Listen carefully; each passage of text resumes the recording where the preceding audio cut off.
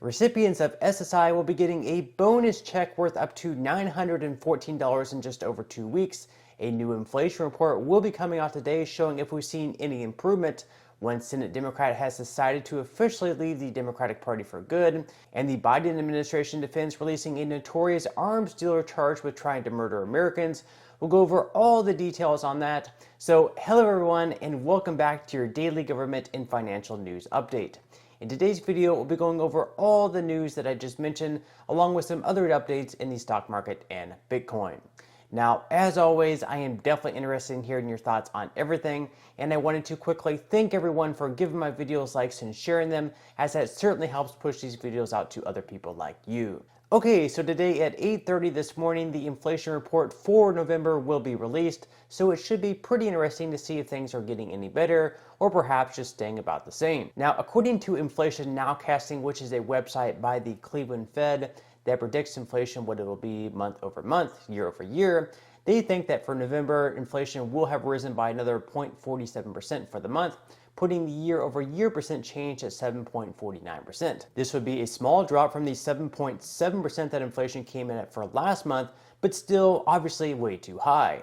But just going off the prices that you've seen at the gas station, the grocery store, and pretty much everywhere else, I am curious, so let me know in the comment section below if you believe that things have been getting any better, or do you see that prices are continuing to go even higher where you're at? Okay, so we do have that report coming out at 8:30 this morning, and in the comment section below, I will leave a detailed report on how everything looks, breaking it all down by category and which places inflation has seen the most improvement. Now, something that could perhaps be concerning is the fact that Biden's Treasury Secretary Janet Yellen, who since the beginning of 2021 claimed that inflation was only transitory and that it wouldn't end up being around for this long period of time, it wouldn't be December of 2022 with inflation still soaring, is now claiming that inflation won't actually go away until, wait for it, the end of next year. I think we'll see a substantial reduction in inflation in the year ahead. It's going to take a year. Well, I believe by the end of next year, you will see much lower inflation if there's not an unanticipated shock. I mean, you have to remember, again, these are the people that were telling us that inflation was not going to be this big thing. It would not impact us in the long term and would go away at some point in 2021. Inflation was never considered to be a real threat to this administration, and now it's hitting Americans smack in the face. I really doubt that we're going to see an inflationary cycle. It will have a temporary or transitory impact. The faster than expected increase in some of those prices is actually a good sign. The overwhelming consensus is going to pop up a little bit and then go back down. No one's talking about this great, This is something that will settle down. Transitory. Most of the price increases we've seen were expected and are expected to be temporary. It's highly unlikely that's going to be long-term inflation that's going to get out of hand. I don't know anybody who's worried about inflation. Over the last couple of months, we actually saw it trended downward. President Biden's chief of staff, Ron Klain, enthusiastically retweeted an economist who had said in part most of the economic problems we're facing, inflation, supply chains, etc., are high-class problems. The number one thing that the president can do is help get COVID under control. That we know is the root cause of inflation. President Biden this afternoon saying he thinks we're at the peak of the crisis right now and that lower prices are on the way. Now, thankfully, for those receiving Social Security benefits, SSI, Veterans Disability, military retirement, and other government benefits, they will all be getting an 8.7% cost of living adjustment to help keep up somewhat with the rising cost. But really, I think we can all agree that inflation has been much higher than 8.7%. So should all these people get a lot more than 8.7%? In my mind, definitely, and it's not really all that fair. But hey, at least it's better than nothing. So starting in January of next year in 2023, if you're receiving Social Security benefits, you should expect to receive your check to be around 8.7% higher than what it was for this year, meaning that if you receive $1,000 per month this year, you should see an increase up to around $1,087 every single month. On average, disabled workers will see a boost in their monthly checks from $1,364 per month all the way up to $1,483, and retired workers will see an increase on average from $1,681 up to $1,827 monthly. For those of you receiving SSI, you'll actually be getting a bonus check in just over 2 weeks. So for the month of December, you should have already received your first payment worth up to $841 on the 1st of this month. But on the 30th, in just over 2 weeks, you'll actually be getting a second payment, this one worth all the way up to $914 if you are eligible for the maximum payment. This is because your normal payment for January of 2023 is going to be falling on a Sunday and also a holiday. So because of that, you'll actually be getting your payment on the Friday prior, which happens to be on December 30th. So on the 30th of this month, yes, you will be getting a second payment. However, technically this payment will actually just be your payment for January, which will factor in the cost of living adjustment. So whatever you received on December 1st, you should receive a payment that's around 8.7% higher. By now, you should have already received a letter in the mail and on the online portal showing exactly how much you should be receiving for next year's payment schedule. So that should give you a pretty good idea on what to expect. But of course, I am curious if you have received that letter by now. So let me know in the comment section below whether you received Social Security Retirement, SSDI, SSI, etc. if you've received that letter yet, showing you how much you'll be getting for next year, or if you're still currently waiting for that letter. Now, switching gears up a bit here, last week we all heard the news that women's basketball player Brittney Griner was freed from Russia in a prison swap, which I don't think too many people had a huge issue with trying to get her freed. I mean, what she did was illegal and all, and we should always recognize the laws of other countries. But the sentence was quite harsh given the circumstances. Where most Americans had an issue, however, was the fact that yes, Griner was released, but also we failed to bring a former U.S. Marine home in the process in Paul Whelan. Also, in exchange for Brittney Griner, who was sentenced for a very small crime in Russia, was swapped for a convicted arms dealer, someone who apparently was trying to give weapons over to terrorists in an attempt to kill Americans.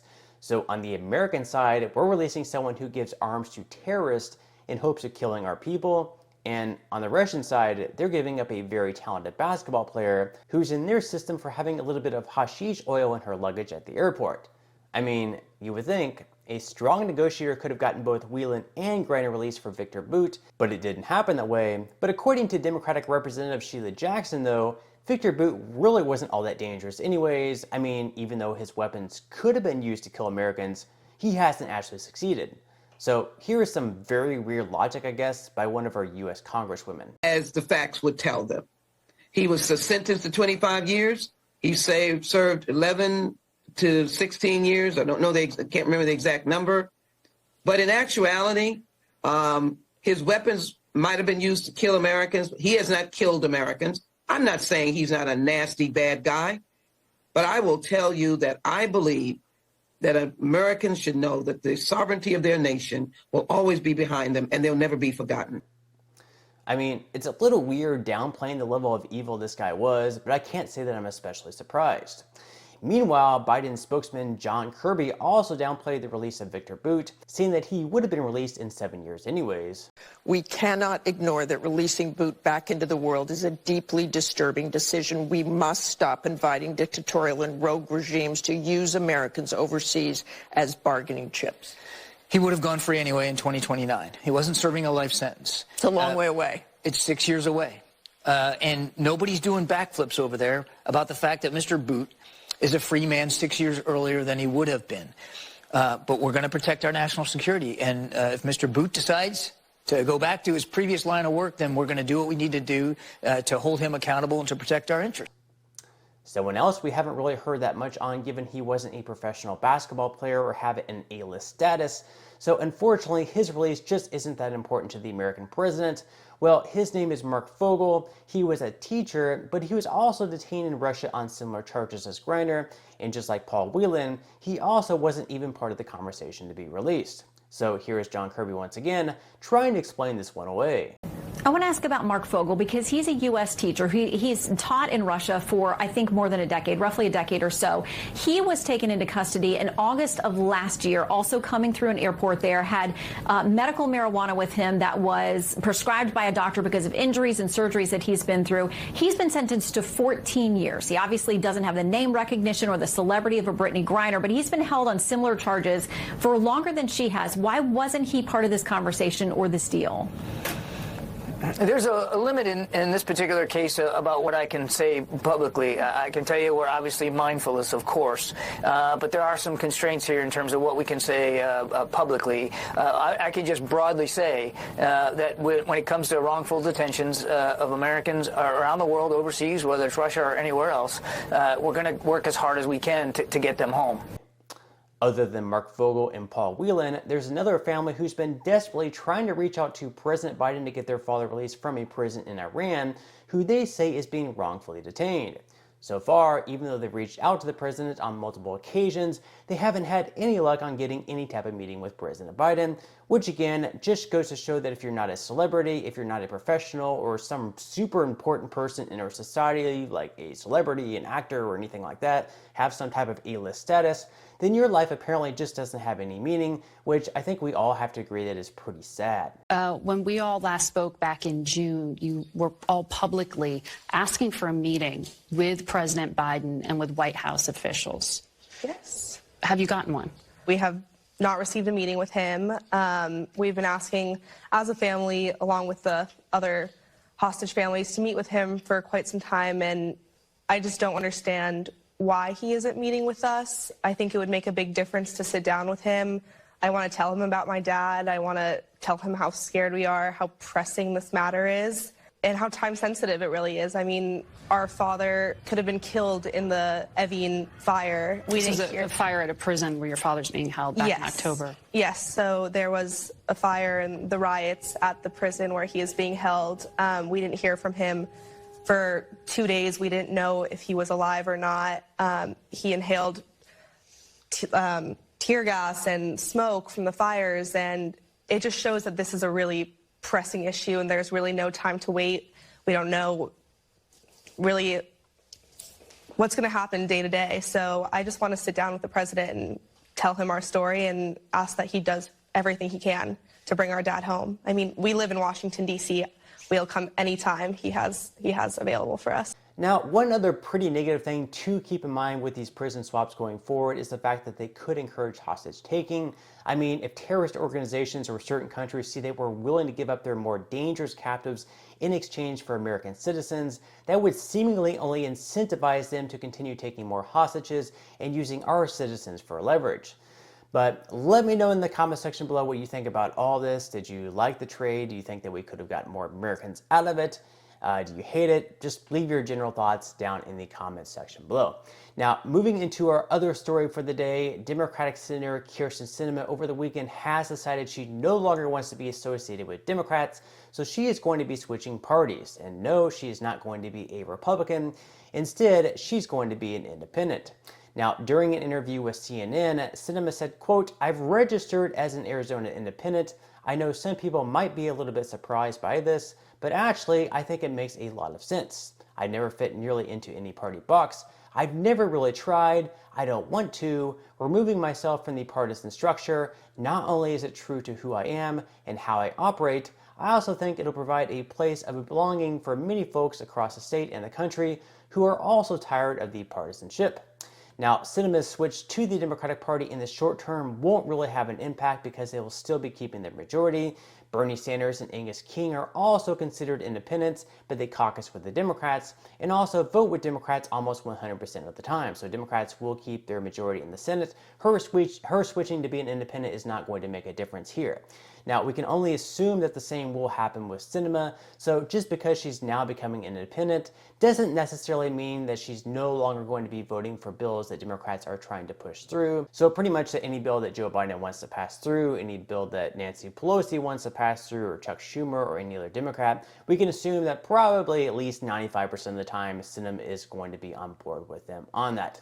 Now, in an op-ed article in the Arizona Republic, Sinema explained her decision by writing, quote, "When politicians are more focused on denying the opposition party a victory than they are on improving American lives, the people who lose are everyday Americans. That's why I have joined the growing number of Arizonans who reject party politics by declaring my independence from the broken partisan system in Washington."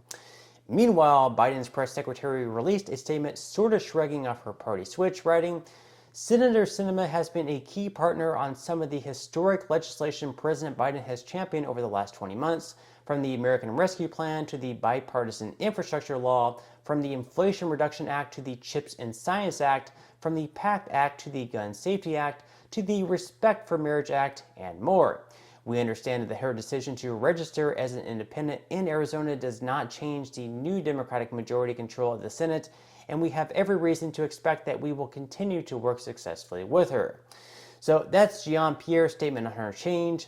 Now, in the long term, what this could possibly do is open up the window for a Republican to win the Senate when Sinema is up for re-election in 2024. That's if, of course, if she does decide to run. This is because if Democrats decide to run another candidate, the final vote will be whoever that candidate is versus the Republican candidate versus Kyrsten Sinema. So it's going to be a three-way vote here.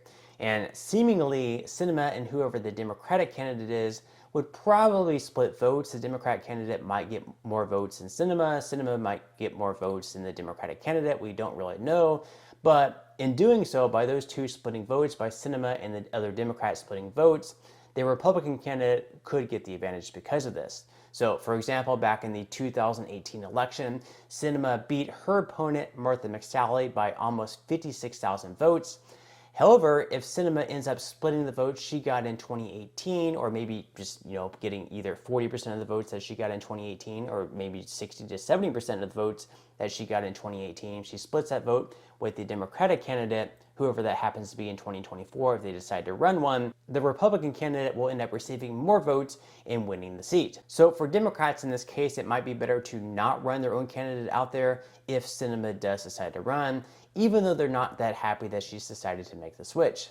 Now, just real quickly moving into some money news. Again, we do have the important inflation report coming out this morning, but then on Tuesday and Wednesday of this week, we had the final Fed meeting of the year. So at that meeting, they'll likely once again be raising interest rates, which is going to depend a lot on how the inflation report for today looks. If it comes in better than expected, they likely won't hike rates all that much, but if it comes in much hotter than expected, if it comes in worse than expected, we'll likely see yet another pretty aggressive rate hike. This, of course, won't just impact the stock market, which typically goes down with higher interest rates, but it will also impact other things such as our credit card interest, where if you're currently not paying your bills off in full and you're receiving interest on your credit card bills or any other type of loan that you're receiving, you'll also be paying more in interest because of these rate hikes. Now, currently, it is being projected that the Fed will hike rates up once again by another 50 basis points to 4.25 to 4.5%, which is still pretty aggressive, but it will be less than the 75 basis rate hikes